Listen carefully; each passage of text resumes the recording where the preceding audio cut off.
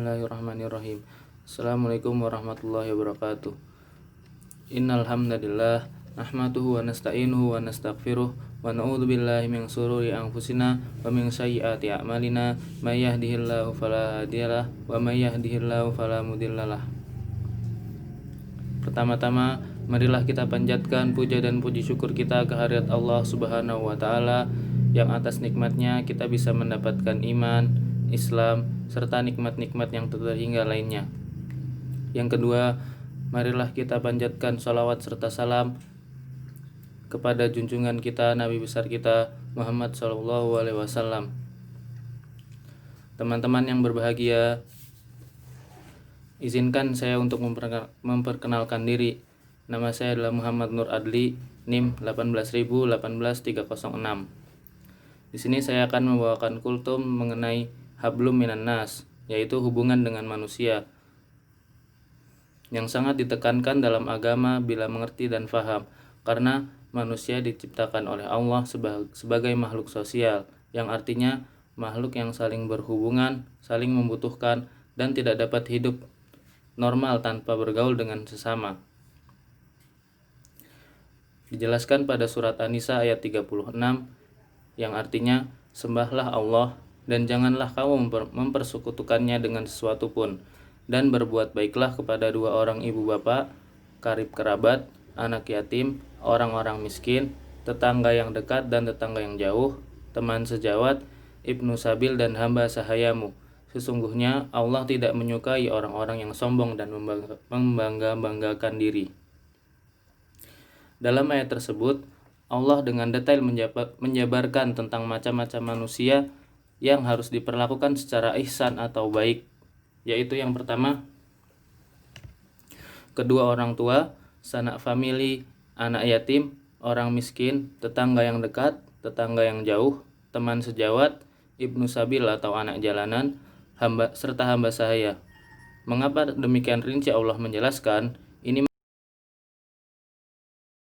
bahwa menjaga hubungan dengan manusia sangat penting untuk dilakukan. Bahkan pada akhir ayat dicantumkan Allah tidak suka pada orang yang sombong dan membanggakan diri. Seperti contohnya, Nabi menghormati jenazah orang Yahudi. Suatu ketika ada mayat diusung dan dikebumikan. Lalu Rasulullah berdiri memberi tanda penghormatan. Maka sahabatnya mengingatkan bahwa jenazah yang lewat adalah jenazah orang yang beragama Yahudi. Disangka para sahabat Nabi tidak faham. Namun justru beliau tahu dan faham sambil bersabda, bukankah dia manusia? Subhanallah.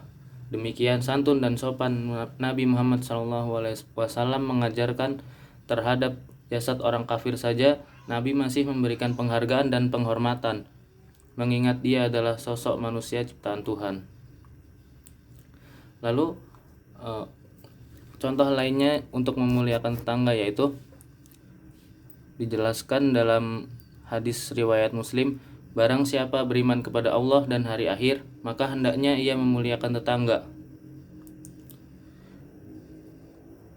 Dan hadis riwayat Bukhari, barang siapa beriman kepada Allah barang siapa beriman kepada Allah dan hari akhir, janganlah ia menyakiti hati tetangganya. Saking pentingnya masalah tetangga ini sampai dikaitkan lagi dengan masalah keimanan. Ini menunjukkan bahwa masalah tetangga adalah masalah agama, dan masalah ibadah juga. Lalu apakah yang kita ketahui tentang hak tetangga?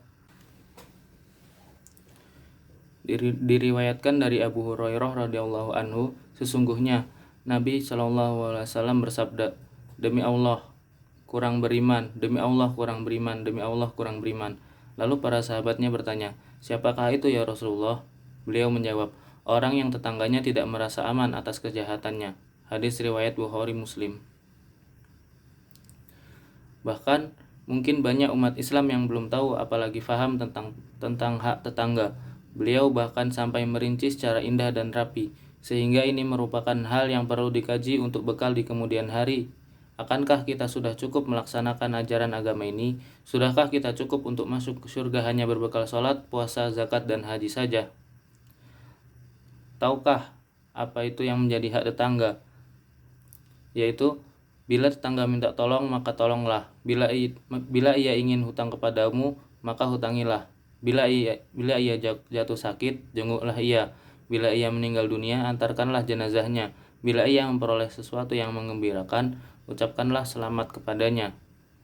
Apabila ia mendapat musibah, tunjukkan rasa simpati kepadanya.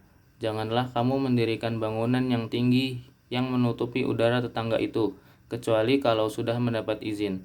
Bila kamu membeli buah-buahan, hadiahkan sebagian padanya. Bila tidak, masukkanlah ke rumah pelan-pelan dan jangan sampai anak-anakmu membawa keluar buah-buahan itu supaya membuat jengkel anak tetanggamu. Janganlah kamu sakiti hati tetangga dengan bau masakan dapur kecuali kalau kamu memberikan sebagian kepadanya. Tahukah kamu apa yang menjadi hak tetangga? Demi zat yang menguasai jiwaku, tidak akan bisa menyadari hak tetangga kecuali orang yang dirahmati Allah. Sedemikian luas dan tingginya ajaran agama Islam. Namun sayang karena kurangnya pendalaman hingga ajaran agama seolah tenggelam, tertutup karena kurangnya pemahaman.